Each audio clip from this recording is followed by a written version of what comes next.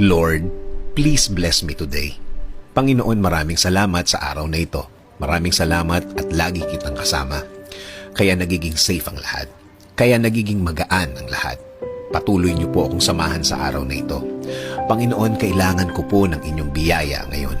Kailangan ko po ng blessings niyo sa araw na ito. Kailangan ko po ng inyong provision para sa akin at para sa aking pamilya. Para sa malaking tulong niyo sa akin, Lord. Sa mga nagdaang mga araw, naging mabigat ang aking mga araw. Naging lito at di ko na naman alam ang aking gagawin, Lord. Pero alam ko, magiging okay na naman ang lahat.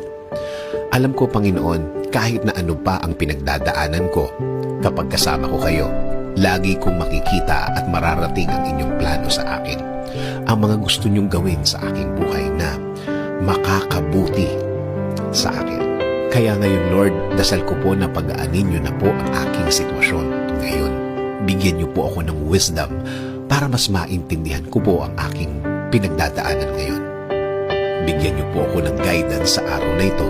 Bigyan niyo po ako ng katahimikan ng isip. Alam ko po, Lord, na hindi na magtatagal, mararamdaman ko na po ang inyong kamay na gagalaw sa aking buhay. And I am willing to submit. I am willing to offer my day-to-day to you, O Lord. Alam ko po, kapag kasama ko kayo, kasama ko ang inyong mga blessings. Alam ko po na kasama ko ang mga solusyon sa aking buhay. Solusyon na magiging sagot sa aking mga nararanasan ngayon. Kaya Lord, patuloy niyo pong pasukin ang aking buhay. Tuloy niyo po itong lagyan ng katahimikan. Gawin niyo po sa aking buhay ang magandang plano ninyo. Alam ko po na kapag ang plano ninyo ang mangyayari sa aking buhay, ito ay magiging tama. Ito ay magiging tahimik. Lord, itinataas ko din po ang aking bayan. Patuloy niyo pong i-guide ang aming bansa. Patuloy niyo pong i-bless ang mga namumuno sa aming gobyerno. Make them safe and make them wiser every day.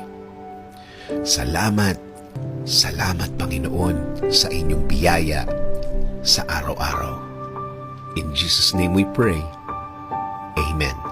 Sabi nga sa John 16:13, "But when He, the Spirit of truth, comes, He will guide you into all the truth.